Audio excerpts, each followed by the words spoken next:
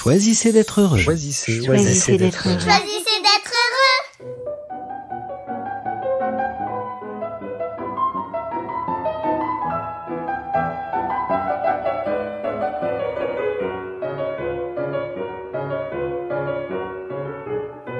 Never say never.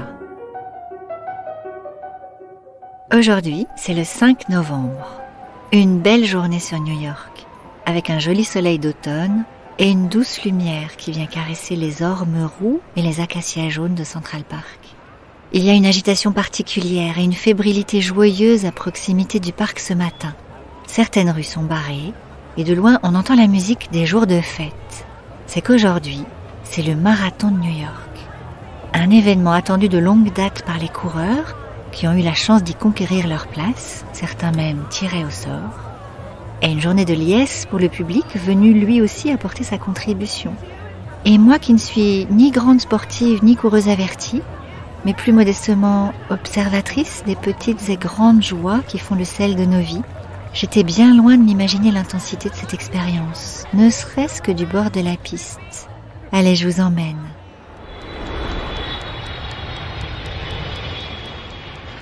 C'est qu'on vient ici des 5 continents, avec 148 pays du monde représentés parmi les participants, pour honorer cet événement unique, hors norme par le nombre de participants.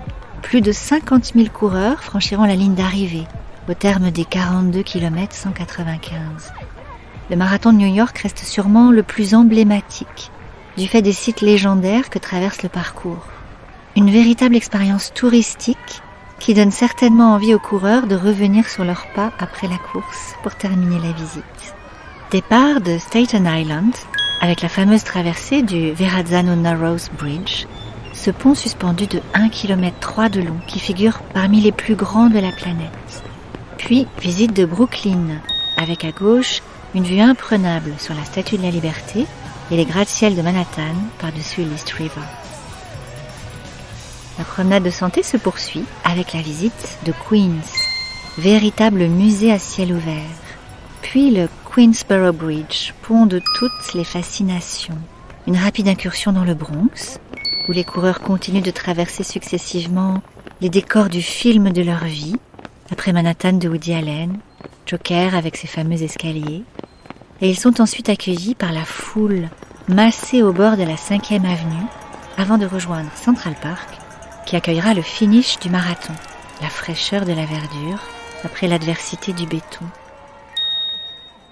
C'est dans l'écrin de Central Park que j'ai choisi de m'installer pour savourer quelques tranches de cette journée particulière.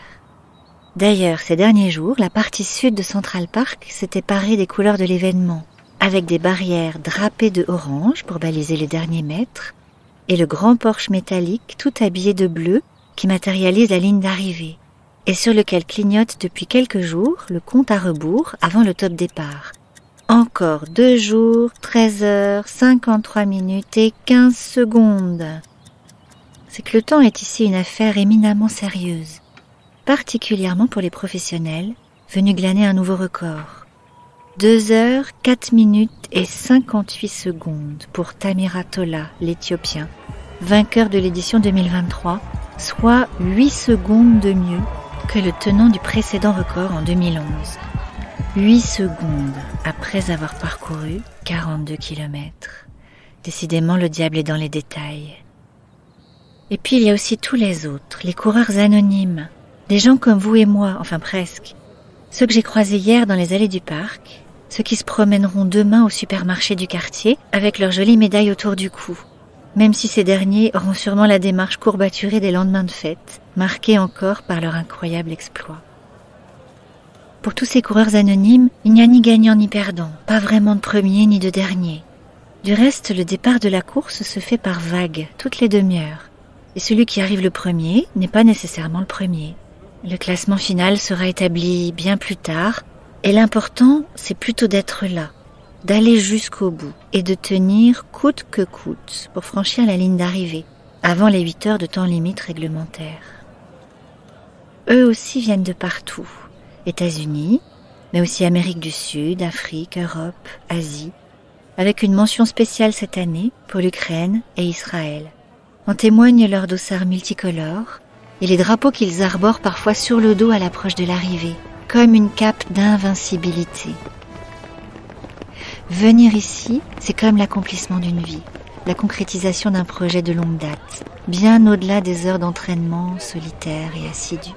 Être là pour dire qu'on l'a fait et qu'on a défendu cette cause par-delà toutes les autres, avec toute la signification que l'on peut associer à cette prouesse. Never say never, dira l'un des panneaux d'encouragement au bord du chemin. Et qui sait la longue route qui conduit parfois certains coureurs jusqu'ici. Et pour l'instant, rien n'est fait. Et les tout premiers professionnels commencent juste à franchir la ligne d'arrivée. Et c'est déjà toute une expérience humaine que de les voir aborder le dernier faux plat, au bout d'eux-mêmes et néanmoins souriants. Souvent le téléphone à la main pour se filmer soi-même ou filmer la foule qui les acclame. Le panneau 400 mètres avant l'arrivée marque la proximité de la victoire, mais aussi l'adversité de tenir encore. Après le faux plat pernicieux de la 58e rue, les derniers mètres accusent une légère déclivité. C'est comme dans la vie en fait. On croit que c'est fini les soucis et que le pire est derrière nous, puis en fait pas vraiment. Et le parcours semble encore plus ardu dans les derniers mètres. Certains s'arrêtent, marchent simplement, font quelques étirements en s'appuyant sur la barrière métallique. L'un des coureurs vient de s'effondrer à terre. Et la foule redouble d'encouragement, de cris « Go on, guy, you got it, yes you will, come on !» Un autre coureur s'arrête, lui pose la main sur l'épaule, l'entoure de son bras fraternel, puis reprend sa course. Le premier se relève en titubant, sous les encouragements de la foule, et trouve finalement la force de repartir. Il va finir, plus que 400 mètres. Un autre arrive, soutenu par 2 membres du service de sécurité, et pour ce dernier, l'aventure semble bel et bien terminée, pour cette fois-ci. On ne les connaît pas, bien sûr, mais ils nous sont profondément sympathiques, et la foule pleine d'admiration, de respect et de considération pour ces héros du jour s'époumonne à les encourager. Certains ont la course fringante et joyeuse, le visage radieux, les yeux brillants, les bras grands ouverts pour accueillir les vivas de la foule. D'autres sollicitent précisément le soutien de cette dernière, appelant les bravos de leurs mains sollicitantes. D'autres encore allongent un bras vers la gauche, là où la foule est plus dense, pour attraper parmi les mains tendues dans le public un tchèque qui redonne le feu sacré et le courage de parcourir ces derniers mètres. Une mère attend patiemment son fils et sa belle-fille aussi. Ils sont géolocalisés bien sûr et elle les suit sur le plan. Plus que 5 minutes et ils vont apparaître. Un petit garçon, juste à côté de moi, dans les bras sûrement de sa grand-mère, sage et attentif. Il scrute les visages qui arrivent. « Daddy !» crie-t-il soudain, et c'est son père qui surgit parmi les coureurs. Il l'attrape au vol et le prend dans ses bras, court quelques mètres avec lui, puis le rend à la foule sous les bravos. Plus discrètement, un monsieur d'un âge avancé infléchit sa course vers la gauche pour s'approcher des barrières. Il a vu son épouse qui l'attendait. Elle est en larmes derrière son sourire, et sans perdre son élan, il l'embrasse amoureusement, puis reprend sa course folle vers l'arrivée. Et je les retrouverai chacun, peu après l'arrivée, quelque part dans les petites rues de West Upper Side. Le quartier à l'ouest de Central Park a été bouclé. Les rues latérales sont réservées aux coureurs. Et ils sortent un par un de la 72e rue et reviennent au monde réel sur le trottoir de la 8e avenue, titubants et comme abandonnés à eux-mêmes, à la recherche d'un proche peut-être dans la foule qui déambulerait sur le trottoir. Blêmes, hagards et boitillants, certains ont même retiré leurs chaussures et marchent directement sur le bitume. Ils s'en amusent mutuellement lorsqu'ils réalisent que celui qui marche tout à côté d'eux a fait de même. On les reconnaît facilement, car ils sont enveloppés dans un grand plaid imperméable orange, aux couleurs de la TCS, avec dans le dos le logo de la Statue de la Liberté, qui brandit le flambeau de sa victoire. Une armée de petits chaperons orange qui habitent les trottoirs de tout le quartier de West Upper Side pour la suite de cette journée, encore haletants et transpirants. Et de demi-dieux, les voici redevenus une personne comme une autre. Un homme fatigué est assis par terre sur le bitume, adossé à un poteau pour plus confortablement appeler ses proches.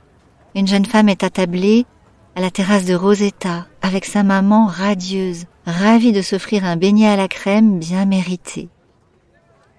Un peu plus tard encore, à l'arrêt de bus, je croiserai Eduardo, jeune Mexicain venu ici courir son 10e marathon, après celui de Boston et celui de Paris, dont il me montrera fièrement quelques photos sur son téléphone. L'air à la fois épuisé et ravi dans sa grande cape blanche. « How do you feel ?» me suis-je permis de lui demander en guise d'entrée en matière. « I'm done », répondra-t-il dans un sourire. « Je suis lessivé. Je rêve d'une douche puis d'un bon repas. Je crois que je mangerai n'importe quoi. » Et lorsque je lui demande s'il est satisfait de sa performance, il me dira simplement « Not so bad », pas si mal. Comme si l'essentiel était finalement ailleurs. Juste d'être venu ici aujourd'hui pour se remplir de ces paysages légendaires et se sentir participer à la marche du monde, se nourrir de cette joie qui exulte, qui guérit les blessures et qui restaure la confiance en la vie. Il y aurait beaucoup à dire également à propos de tous les autres coureurs, ceux qui termineront la course un peu plus tard, un peu moins fringants, mais non moins heureux. Nous les retrouverons bientôt, si vous le voulez bien. Et puis cette semaine, où que vous soyez, décidez, pourquoi pas, de faire de votre vie une belle et grande aventure. Abordez la journée qui s'ouvre tel un marathon à part entière, non pas le marathon où on court en s'imaginant perdant dès le départ, mais celui où l'on traverse un à un les doutes et les challenges de la journée, comme autant de paysages à redécouvrir, ceux de notre vie, quelle qu'elle soit, riche et galvanisante, avec ou sans médaille à l'arrivée. Très belle journée à vous, et choisissez d'être heureux.